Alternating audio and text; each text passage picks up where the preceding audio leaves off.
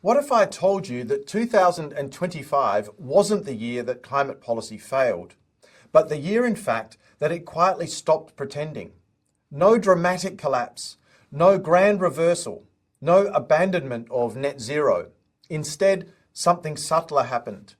Behind the slogans, behind the press releases, and behind the headlines, governments began acting as if constraints actually matter. Energy security mattered. Industrial competitiveness mattered, and political reality mattered. And once you notice that shift, you can't unsee it, because 2025 wasn't about giving up on climate ambition. It was about how the world decided it actually has to be done.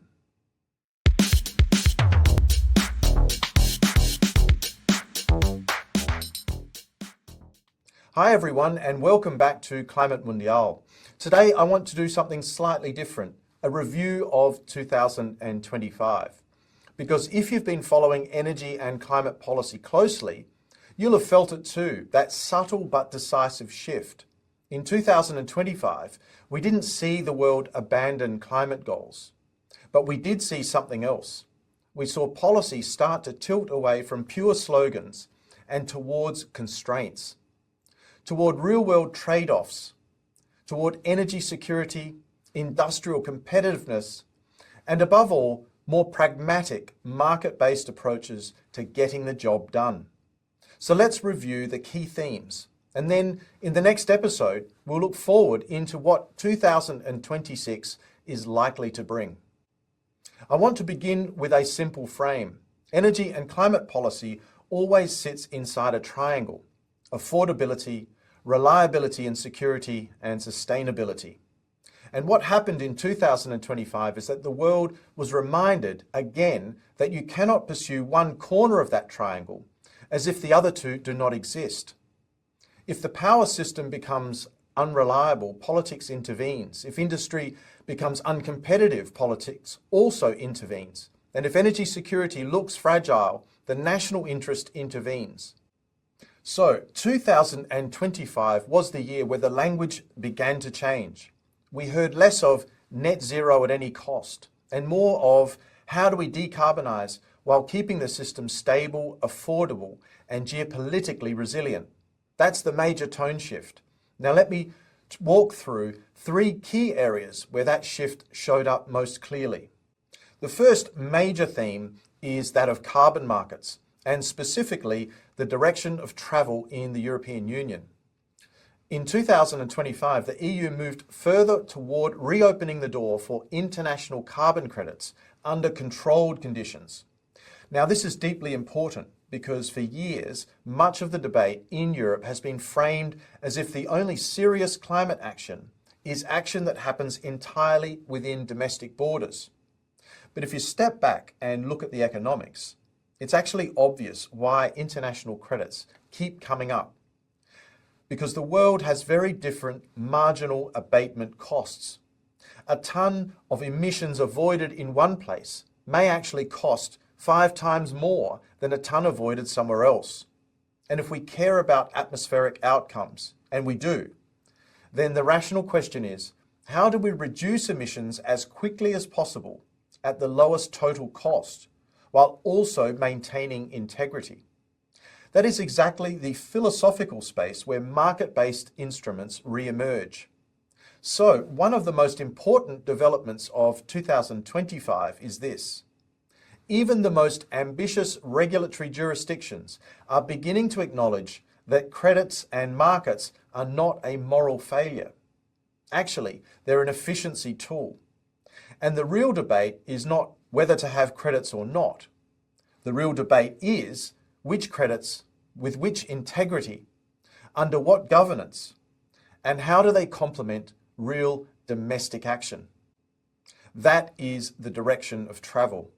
And it matters because when the European Union moves, the world watches.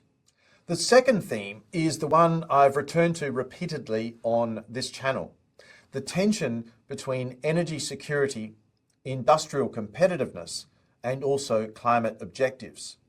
And 2025 gave us a very clear example of this in the European Union, including in Italy.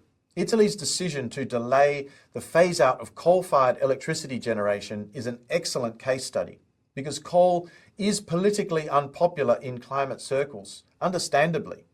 But energy systems don't run on symbolism. They run on dispatchability, fuel availability, system resilience, and price stability.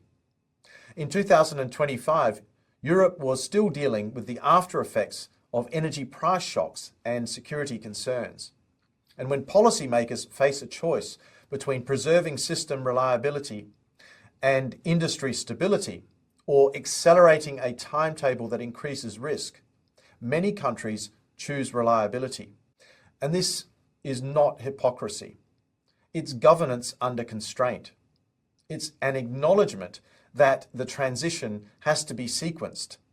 This is why throughout 2025, we saw a growing emphasis on firming capacity, grid investment, and flexibility and realistic transition pacing, because reliability failures destroy political legitimacy faster than almost anything else.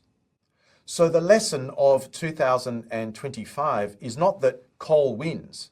The lesson is, if you want coal to disappear, you must build the system that makes coal unnecessary before you can actually remove that coal. That is the order of operations that reality demands.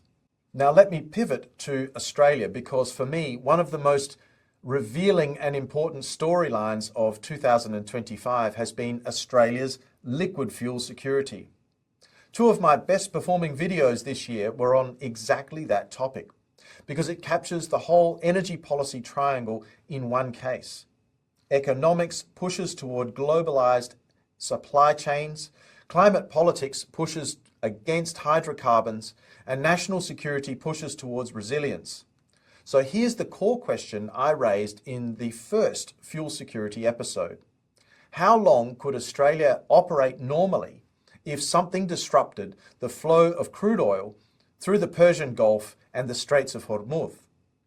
This is not a theoretical question. It is a structural vulnerability question, because Australia has progressively reduced domestic refining capacity. The country is down to 2 operating refineries in Brisbane and Geelong after decades of decline. And the nation imports a large share of liquid fuels as refined product, even where Australia produces some crude. The economics and logistics mean that much of the system remains deeply dependent on international trade routes. And in 2025, those trade routes became a live geopolitical concern once again. If you have a choke point and a large proportion of global oil flows through it, then a disruption becomes an energy shock that rapidly becomes an economic shock.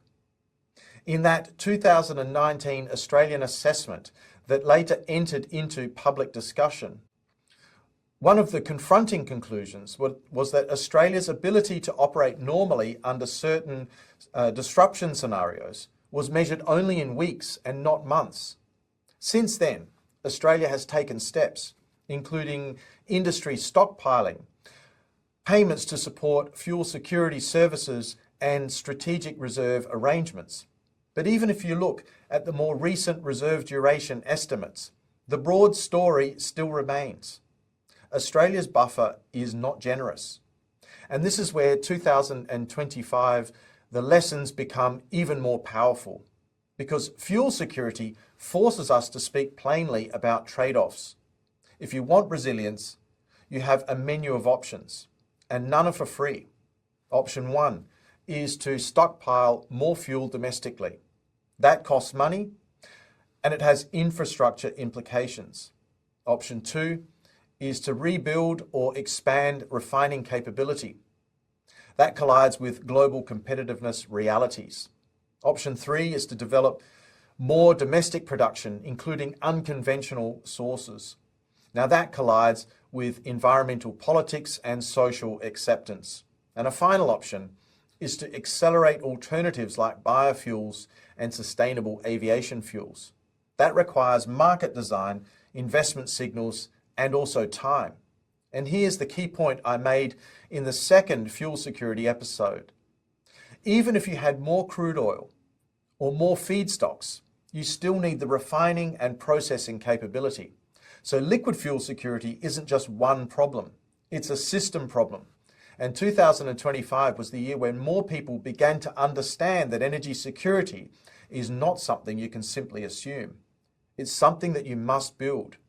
And that's why this topic performs so strongly on the channel, because it connects with geopolitics, economics, climate change, and everyday life in one clean line. It's also why Australia, like many countries, has a deep strategic interest in stability in key regions, including the Persian Gulf, while also needing to develop its domestic resilience over time. That's not ideology, that's national interest. Now, stepping back again, what did 2025 ultimately show us? It showed us that many countries are gradually shifting from a posture of strict net zero at all costs toward decarbonisation through instruments that preserve growth and stability. And those instruments are familiar to anyone who has worked in the environmental markets. They are carbon pricing, trading schemes, crediting systems, contracts for difference models, and targeted incentives that leverage private capital. In other words, the world is not abandoning climate ambition, but it is increasingly looking for mechanisms that scale. Mechanisms that can function amid geopolitical volatility, fiscal constraints, and public intolerance of high energy prices. This doesn't make the challenge smaller. It makes the policy conversation more honest. So that is my review of 2025, a year where climate policy did not collapse, but it certainly did mature. A year where slogans actually met constraints. A year where we saw the return of pragmatic realism, markets and credits re-emerging as tools, energy security reshaping priorities, competitiveness forcing more careful sequencing, and institutions adapting to a world of sharper geopolitics. In the next episode, I'll look forward into 2026, and I'll outline 3 trends that I think will dominate. Continued movement toward rational, market-based climate policy, geopolitical flashpoints that could put pressure on energy markets, and the declining importance of international institutions, with more bilateral cooperation between states and firms more likely. If you found this episode useful, please do leave a comment. I'd genuinely like to know what you think about the defining energy and climate stories of 2025. If you haven't already subscribed yet, please do so. It really does help the channel. Thank you for your attention, and I'll look forward to seeing you again soon in the next episode of Climate Mundial. Bye for now.